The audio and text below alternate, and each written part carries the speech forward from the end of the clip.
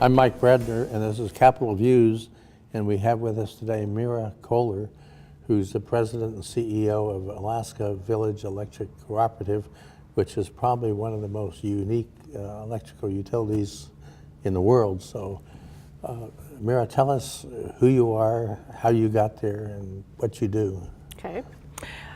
Well, as you said, my name is Meera Kohler. I actually came to Alaska in 1976, and I come from India, so it was quite a jump to get from New Delhi to Cordova, which is where I lived for about 14 years.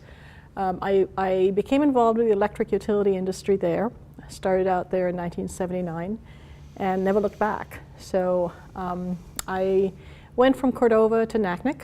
I was the CEO of the electric utility in Naknek for 7.5 years. Came to Anchorage. I was general manager of municipal light and power for a couple years, and then got lured over to AVEC, which is what we call ourselves, and I've been there since 2000. So been at AVEC 17 years now, and loved every minute of it. Now, that was a collection of very electrical needy villages, right? I mean, and how many? So AVEC started out as a vision of Governor Hickel at the time, when he appointed a task force of half a dozen people to look into what could be done to bring electricity to Village, Alaska, because nobody had central station electric service back in the 60s. So the concept of a cooperative was formed, but it was the first and only cooperative that serves communities that don't adjoin each other, so we're non-contiguous. Started out with a huge demand. We had 50 or 60 villages on a wait list, and we winnowed through them to put together building brand new electrical systems for them from scratch. So we energized our first 3 villages in 1967. We're now at 57. We continue to grow. We actually just brought Oscarville on board as one of our direct served retail communities. And before that was Bethel. So Bethel is our largest community at about 6,300 population. Our smallest community is probably Anvik or Shagluk. They're typically less than 80 people in the village. So you wind up with having to develop a complete generation and fuel storage and distribution system for communities as small as 100. And some of these are actually using wind power? We actually have the largest wind fleet in the state. We have 34 wind turbines that serve 15 communities altogether, because we have communities intertied with each other. And we actually we have just ordered 2 large wind turbines, 900 kilowatt wind turbines. One is going to go into St. Mary's, which you're familiar with, and one's going to go into Bethel.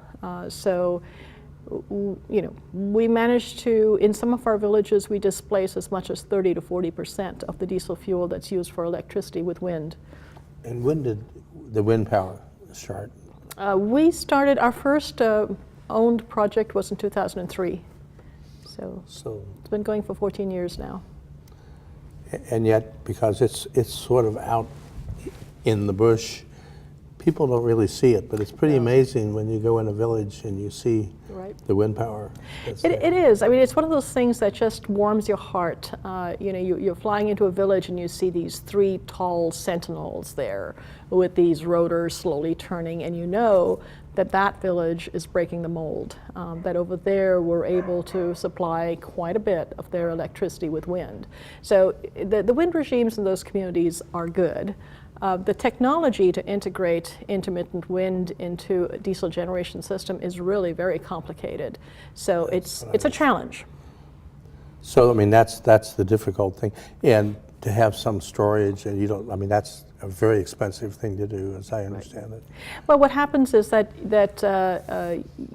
you can't afford to have the full-scale storage to be able to use all of the wind for electricity. So what we've actually done in most of these communities is we partner with, for example, ANTHC, the Alaska Native Tribal Health Consortium, and we essentially supply their water treatment plants with heat, with electricity for heat. And so it's a win-win solution. We displace heating fuel, and we're able to fully utilize the wind turbines. Well, one of the problems we have in Alaska is we don't see each other's country, and I'm assuming that most urban legislators have never had the opportunity to visually see what's there. Right. And you know, they sort of see Anchorage, but it's hard for us to see Village, Alaska. And It is challenging because if you want an urban legislator to get out to a village, the logistics are challenging. I know from my own experience, you plan to go to a village, and next thing you know, there's a weather issue of one kind or another, and you wind up spending hours here, there, or the next place. And if you happen to get to the village, I mean, I have made a few impromptu overnights that have stretched into several nights just because you are at the mercy of weather conditions. So I would welcome a delegation coming out, you know, half a dozen people perhaps, to visit one of our communities and see what we have there so they get a real feel for what the issues are. I know we get a lot of pushback on the cost of energy or the cost of electricity in the villages, but the fact of the matter is we actually operate 48 power plants, which is, when you consider separate power plants. 48 separate power plants, and when you consider that we're only serving or selling, you know, 112 million kilowatt hours, there would be 15 of us packed into one Chugach Electric, maybe 20 of us packed into one Chugach Electric, and they have 2 or 3 power plants.